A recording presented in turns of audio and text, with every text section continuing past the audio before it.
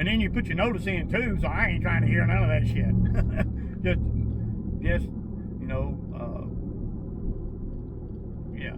Especially with things like pulling the damn skid steer home. I ain't doing that, dude. I'm the only one that pulls the skid steer around at this point in time. Because in order for me to let somebody else pull the skid steer around, they got to be able to load it. They got to be able to chain it down. They got to do all of that. Because you get out here and you have an accident or something, you could bankrupt me because you didn't chain it down right or whatever. You know, I'm not going through all that. And then you got to ask yourself, the guys that come out here, how many skid steers have they pulled? How often are they pulling around 12,000 pounds with a truck that they've only driven like one time? To a seasoned vet, that is ludicrous. Why is that, Ray? Because I know all the things, and I don't know all of them, but all the things that can go wrong. Toby don't. So that's why he doesn't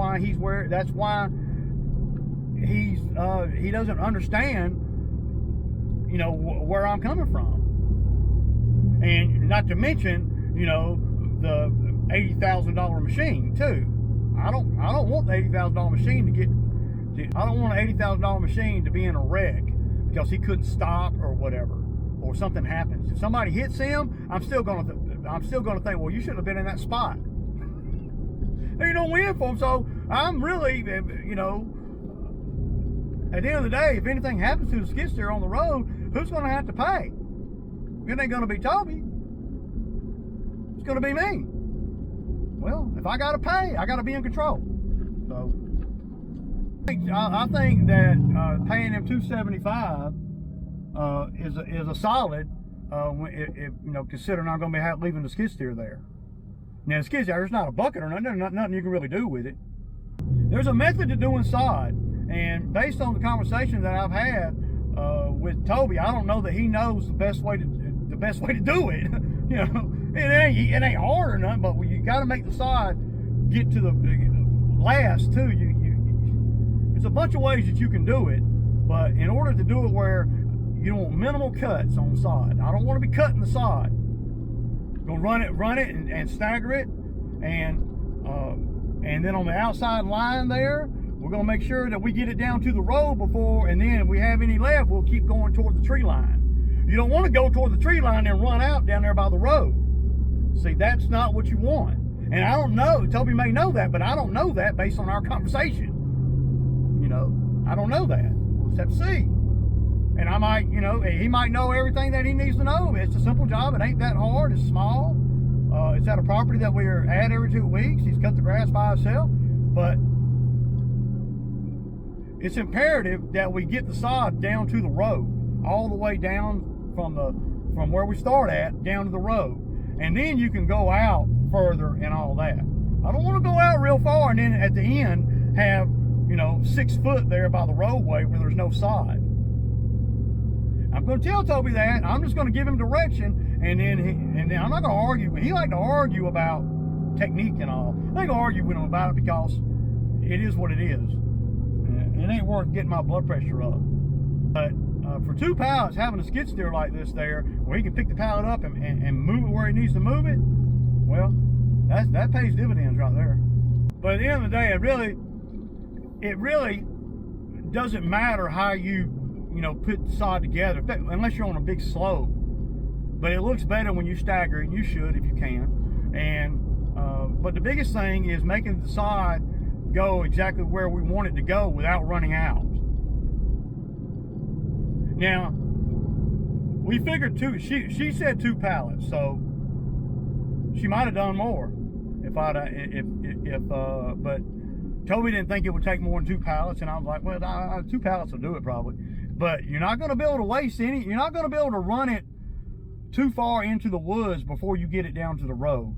You know, if the house is here, you want to get it down to the road, and then you can come up this side there and extend it out as needed. I don't know what he's thinking or anything yet, because we really haven't even discussed it other than just on the phone yesterday. And that's when I started seeing that, man, I don't know if he knows what I thought he knew. So, but it ain't rocket science, so he'll figure it out. Toby didn't even want to bring a tiller. See, he's not used to doing jobs like I do them, man. You got to be able to till the ground up a little bit. Yeah, and you know, Toby's first thing he says, hell, man, you just throw that shit on the ground, it'll grow. Yeah, it's a possibility. I mean, probably would. But it's not very professional just going over and throwing a bunch of sod down. You want to till the ground up, give it the best scenario, and then you can make it smooth with a rake and all that. When people are paying like I charge, there's a certain expectation, and the expectation is not to come over there without a tiller. You know, it's not that big of a deal, really. You know, I make it a big deal because the guys come at me like they're just sod Buddha or some shit, when they've done just a handful of sod jobs. They don't really know no more than I would know if I went on their job they've been on for 20 years. I wouldn't know what to do or how to act or what that machine does or anything. I wouldn't know nothing. I'd have to trust the foreman, the owner or whatever, and I just have to do things his way until I develop my own strategy. He ain't been out here long enough, and he's not going to be out here, so, you know, and I'm sure everything's going to go fine. One thing about Toby, he likes to debate things, and I don't like to debate with the employees about things where it's affecting my livelihood. Just do it like I say, and then once you're out here a while, then you know, if you've done 6 or 7 sod jobs with me, then maybe I would, you know, think different. But he likes to debate, and I don't like to debate with guys that work for me that I'm paying. I don't like getting my blood pressure up behind shit that well, this is business out here. See, it's a big difference in this and hanging out at the damn shop. We out here making money, and if we ain't making money, it's costing me. And I don't want to debate about any of that. Do it like I ask, and the tried and proven method. Well, Ray, there's different ways to do stuff. Yeah, but I don't want to finance a different way to do it when I bid it on the way I do it. I mean, you know, there might be a better way. I don't know of one. You know, it's just 2 pallets of sod. How difficult can it be? Well, it can. Again, it goes high. The way you do a job from start to finish, it affects it affects the quality of the job, and it also affects the time. And in this case, it's more about the time, because the sod's going to grow once it gets on the ground, and you are able to water it and press it. And Toby don't believe in pressing it. Well, it doesn't matter. We're going to press it. When I get back from doing the yards, I'm coming over and I'm going to be walking on it, pressing it and everything. And if I feel froggy, I'll run a skid steer on top of it. I will. Or a lawnmower on top of it. Done it before. Never had a problem. So, Toby says you need to wait a week before you press it. It's not true. It's ridiculous, man.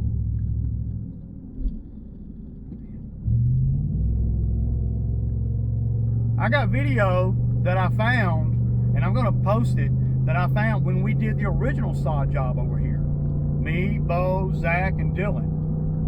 We did like 6 pallets over here. Well, it's probably been 5 years ago now. And it's beautiful. It's absolutely beautiful.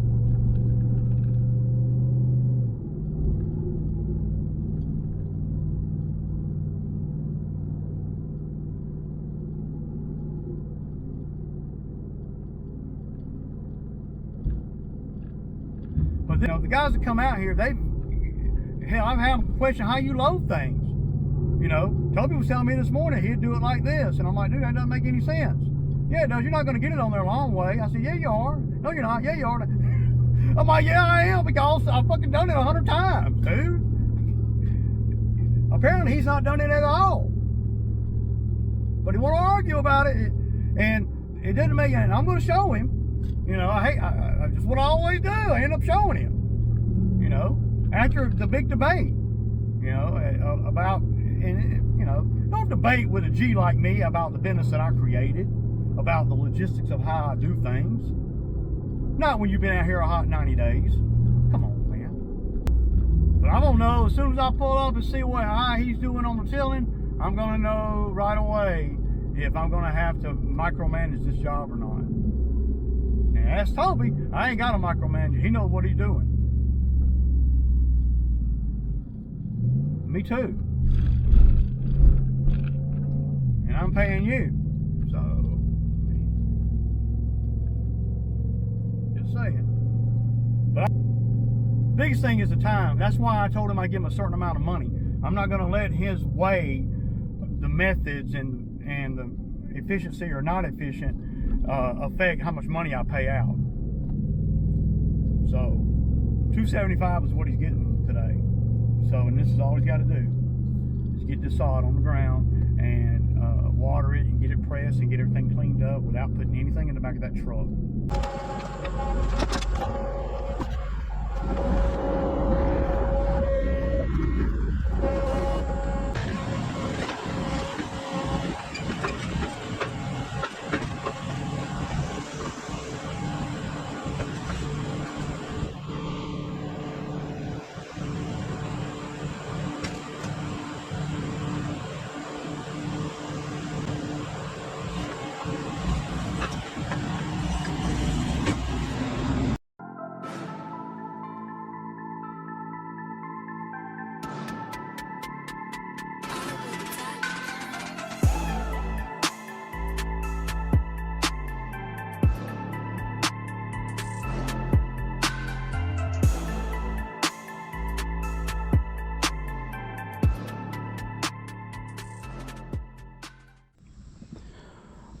All right, y'all, so Toby about got all this laid. Looks pretty good. We're hoping all of it's gonna live.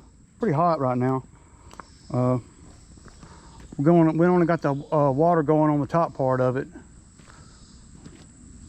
This sod is definitely not as good as the sod I get from North Georgia Turf though.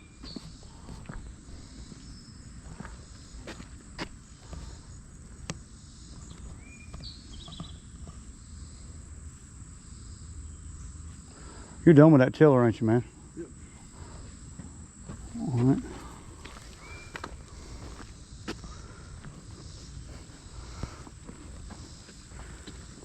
Hell yeah. These pieces right here are gonna do great right here. Man, these are fucking nice.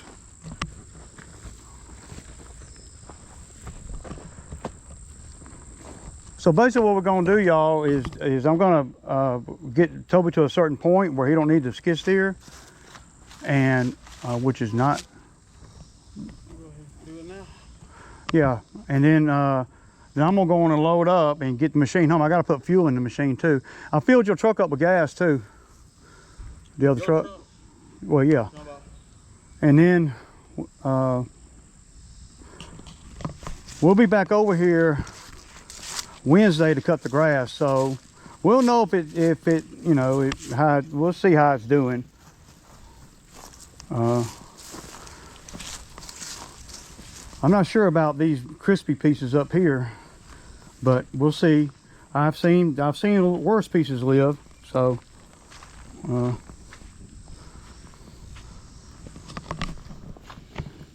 see, it's real thin on the back of that one.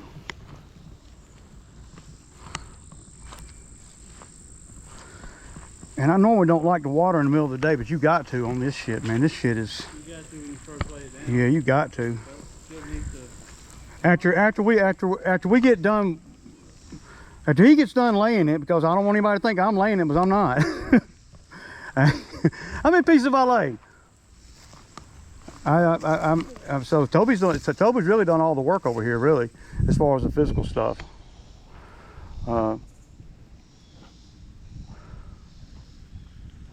Tomorrow's gonna need to water before 10 a.m. and after 4 p.m. Yeah.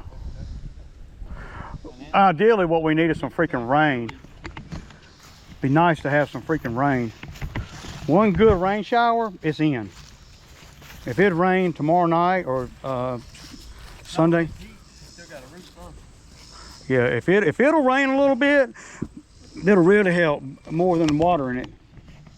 something about the good Lord's rain that just, it's like a damn water with freaking minerals in it.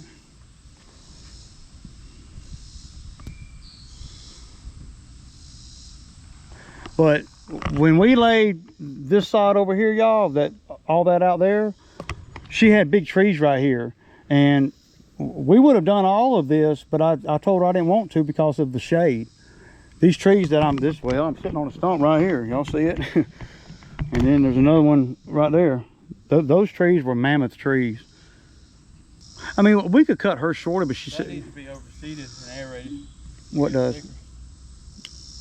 Well, we could cut it shorter and bag it. I never cut it that short because, well, it'd get thicker though once you aerate it and overseed it. Overseed Bermuda? I've never even heard of that, dude. Yeah, man. You can overseed any lawn. Yeah, you can, but I've never heard of people overseeding Bermuda grass. But aerating it, yeah. Aerating will probably help. I don't know about overseeding it. But once you aerate it, you can put Bermuda seed on top of it. Well, I guess you could, yeah. I've never done it though. I have aerated before, quite a few yards. They want to scalp it, we'll scalp it in the dam, you know, right before it starts turning green again. I think you can scalp it in September also. Scalp it twice a year. Yeah, I don't even scalp the grass anymore because people don't want to pay for that. It's a lot of work. To scalp it and bag it, it's a lot of work. And then you know, I used to do it, and I'd fill that little trailer up right there, dude. I'd fill that trailer up with grass. I'd pick up my I'd use that bag, I'd fill that bag up 30 times. And then I'd be sitting there making $100. People don't want to pay for that. They don't want to pay for that shit, man. And then a lot of people will just aerate it themselves. The fertilizer people will aerate it. See, I'm concerned about all that up there. But we'll see next week, and then if we have to pull pieces from somewhere, we'll pull it from right here on this edge and put it up there on that edge on Wednesday. If that don't make it up there. Should have watered that first. Well, I didn't want you to be working in mud if I did that. That's why I didn't. But there really ain't much to a sod job. It's really about how you spend, I mean, it's just get it on the ground, but get it on the ground in a way to where you're not having to break your back. There really ain't no really easy way to get it on the ground. I don't think they have a sod laying machine, don't they? On the roll, yeah, big old roll. I've seen them do that on the side of big shopping centers. But we'll get some video over here next week, y'all. I'm gonna grab the sprinkler and I'm gonna start sprinkling up there around the truck, right there, and get that wet. Yeah, and I'm gonna get ready to load the machine up and chain it down. But you know, I'm questioning whether I even charged enough for this job, because really ain't making that much money. I mean, it's doing so better than nothing, but I'll be doing good if I profit $500 on this job right here. Well, Ray, you didn't have to do nothing. Hell, you sitting there on the camera, man. Toby doing all the work.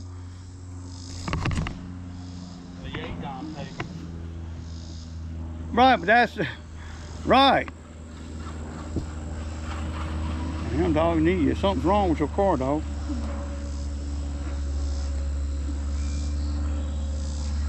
But my mere presence, y'all, I have to be here. That's expensive. I was gonna miss dinner tonight if I didn't cut that grass today. I'm gonna miss a meal. Toby got this shit down now. He's like, see how thick that shit is right there? That shit is nice right there. If it's not exactly level where they cut it at, then it's gonna be thinner. But most of the sod farms are pretty flat. Yeah, they hold water. But imagine you have some low and high pace places. We'll know on Wednesday too if we're gonna put any fertilizer on it. Maybe put some starter fertilizer on it. That usually helps. What's that, sod? Yeah. After the root's good. I put it on there the day when we were laying it like right now. Really? Yeah. Water it in, yeah. It'll help the roots take off faster. And when we did that up there though, we brought dirt in. I want to say I brought about 8 yards of the dirt that's on the back side of this fucking. Topsoil? No, it's a different dirt. It's a sandy base dirt. It ain't like black dirt. It's like that. It's like the dirt on the back side of that side. It's sand almost. Black gold is what they call it, limestone. It's almost like black. Is it black? Huh? Sand and topsoil mix. Yeah. Whatever they grow in a river bottom. You know what I mean? I've seen it where people put it across the septic tank, you know, the top of the septic tank, and the septic tank top not be that deep. A couple yards that we cut that's like that. Every year it'll get, when it starts getting dry and hot, you can see where that septic tank top is, because it's burning the bottom of the Bermuda. Another good thing, this customer's not particularly particular either. I was telling the camera, this customer's not particular. What is he gonna be particular about? I'm just stating that she's not particular about anything.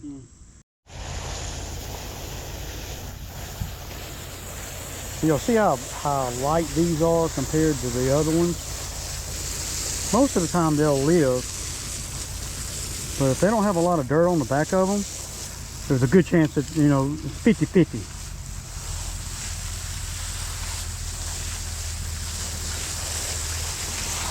See how puffy it is when I put my foot on it? It means there ain't no dirt under it. We'll wait and see.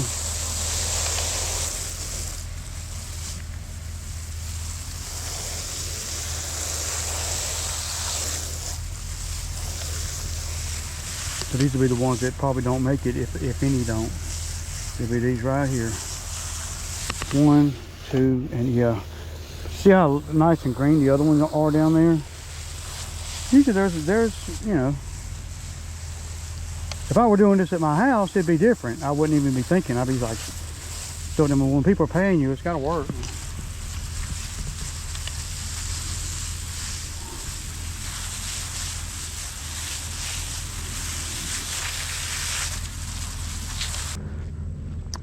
See what I would have done. I would have put the best pieces right here. We're gonna make it where we can edge the roadway right here when we do the grass. All right, man, you good? Y'all get some of that curb appeal. But it all turned out pretty good, I think. I think overall he did a really good job. But he doesn't do it like I do it. I don't cut pieces just because. I cut pieces and I lay it all, and then I'll cut pieces to fit in places. See, he's cutting a lot of it, you know, and I don't like to cut it. I want it to be as solid and big piece as possible. I usually wait till, well, the very end to cut it, or when I do start putting pieces in, that's when I use the small junky pieces that I was pointing to that are full pieces on the road, but they're really not. If you press down on Bermuda sod or any sod after you lay it, if you press down on it and it puffs back up, what's that mean?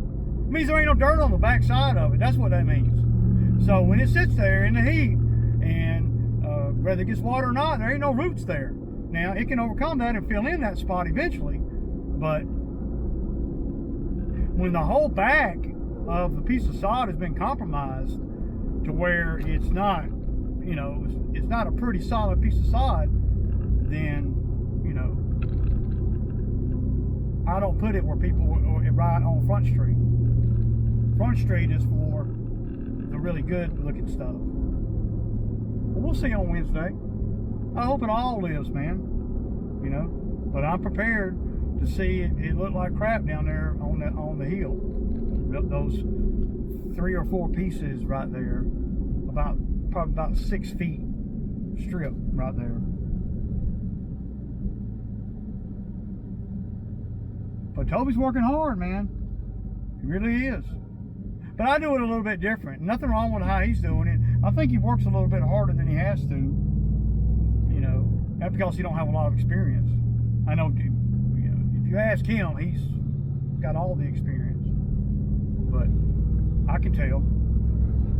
And who are you, Ray? You ain't nobody. You're right. But I've done quite a lot of sod jobs and I paid for it, and I bought equipment for it. I ain't just pull up and working for somebody and put the sod down. No. I have graded it, brought dirt in, turn the woods into sod. So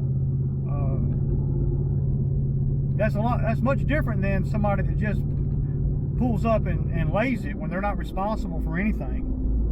So when you're responsible for stuff, things got to be done a certain way. But he's working hard, man. It's hard work and it's hot. 96 degrees right now. So, well, you should have been helping him lay it. No, if I'm helping somebody lay sod, I'm not paying out $275 and bringing a skid steer. I did help. I brought the skid steer. $635. That's what I made today, and I had the skid steer on the job. To me, you know, that's not a great day with the skid steer. Even though the skid steer didn't run no time, or I mean, it probably didn't even run a half hour all day. But I'm charging $1,300 for 2 pallets. I mean, you know, what? I mean, how much more could I possibly charge? Right? I mean, the thing is, when you're at 1 pallet or 2 pallets, well, you're at minimum. But it takes the same resources to do 4 or 5. I think that's where the thing is.